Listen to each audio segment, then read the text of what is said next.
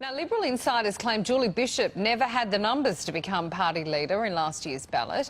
The former Deputy Liberal leader and former Foreign Minister claims she could have beaten Bill Shorten at the upcoming election. Julie Bishop also took aim at Liberal Party power brokers who played a role in Mr Turnbull's demise. Miss Bishop is among a string of senior Liberals to announce their retirement ahead of the federal election. Let's bring in the Senators, Paulina Hanson and Derryn Hinch, live from Melbourne. Good morning to you both. Pauline. Morning. Julie Bishop, the Coalition's best bet to beat Labor. It's a big claim from the former Foreign Minister, isn't it? It is a big claim. She didn't have the support from her colleagues. She only got 11 votes. She had no support from the colleagues in Western Australia at all. And I think that's a statement she's making on her way out when she's collecting her huge payout of over $200,000 a year. And she's getting out now because they end up in opposition. It goes on the previous 3 years' wages, which she'll lose about $70,000 a year. See, that's what I'm the same. That's what I was wondering. All these ministers leaving before the election, that locks in a higher super payout in case they lose and end up in opposition. Yeah. So it goes on over a period of time, and then it goes on their last 3 years' average wage. So based on that, if she's in opposition, she'll lose about $70,000 a year. So will Pyne. Yeah. Wow. Well, that changes things a little bit. They're parasites, as far as I'm concerned. This is why people are so fed up with the politicians and the low esteem that they hold politicians. They see them as parasites. And a notice of motion was moved on the floor of Parliament to freeze our wages on the floor of Parliament. All the major political parties, including Derryn Hinch, voted against it because they wanted their pay increases, and I gave my pay increase to a charity. So this is what they are. That's why people hold the politicians in no self-esteem. I think they're parasites. I am angry about her. And I'll tell the people out there, all my parliamentarians, our colleagues, we've got 2 days left in Parliament. Move a bill to freeze this payout of the previous superannuation, and Julie Bishop and Pyne and Chobo and these other 8 Labor members that are resigning from Parliament are entitled to this. It is disgusting and it does not pass the pub test. Derryn? Look, 2 things that Pauline misses there is that one, anybody elected, like her, like me, after 2004 gets no pension at all, not $1. You will not get a pension. Yes, it's true about what Julie Bishop will get, and they get 60% of the last 3 years' average. But going back to Julie Bishop and her comments about leadership, there's an underlying thing here. It reminds me of Bob Hawke saying, if you can't run your party, you can't run the country. Because Bishop says that she could have beaten Bill Shorten. She says that Malcolm Turnbull could have beaten Bill Shorten. The underlying theme there is that, so ScoMo can't beat Bill Shorten.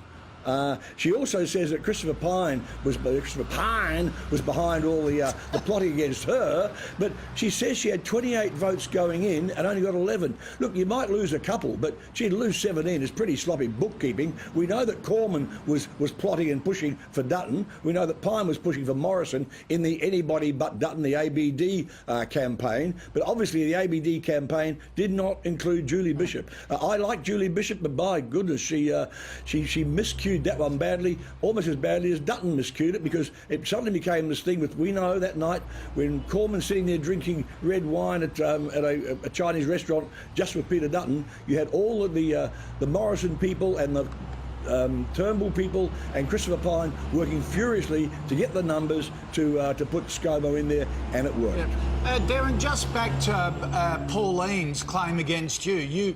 You supported this. You're one of the parasites that actually supported this pay increase. Well, the thing is that we don't have any say on the pay increase. It's an independent tribunal that does it. Oh, rubbish, Derryn. What a load of rubbish. Independent tribunal. You proved it on the floor of Parliament that you wanted your pay increase. You didn't vote against the pay increase. You took your pay increase. You took it. It's an independent tribunal that decides what you get. Hey, you talk about being how you give this to charity. I got a chairmanship of a committee which is being blocked because they said I wanted more money, and I gave that money to charity. Any money I make from anything I get from writing articles or that, I give that to Wintringham, which is a charity for homeless people over 50, increasingly including, sadly, women. Okay.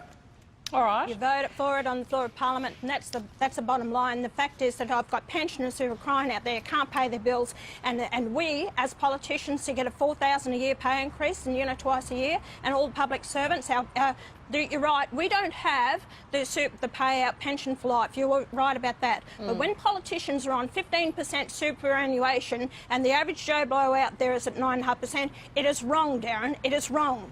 Public servants and politicians should be on exactly the same as what every Joe Blow, every ordinary Australian out there is on. You have made a 20-year career. And that's my career. view. And until I get the numbers on the floor of Parliament, Darren, I am going to keep pushing for this. And I pushed it years ago in Parliament, One Nation, 1998, with Len Harris. So we've been pushing this. I'm not just speaking now. I've been doing it for years. Pauline, you have made a career over 20 years of making millions of dollars out of your 4% payout Darren, by the government.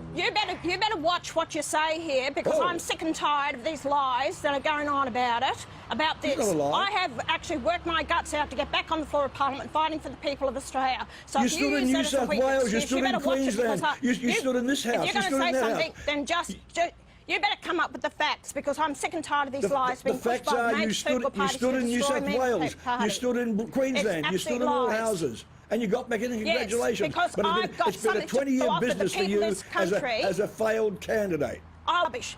Darren, I've done more for the country in the last 2.5 years than what you've done. You sat there and you've done absolutely nothing, and I'm hearing that from people in Melbourne, in Victoria, because they think you've been absolutely useless. You're the human headline, Darren. All you want is your face on this mug shot in the papers and on TV. What have you done? And guess what have you've you done? actually Guess what you've achieved, Pauline?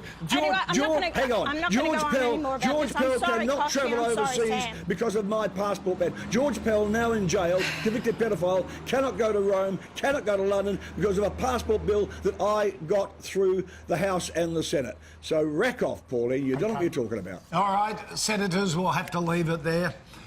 We'll call I do time apologise out. to Sort you, of like- Sashi and Sam, and the people. This is what this segment is all about.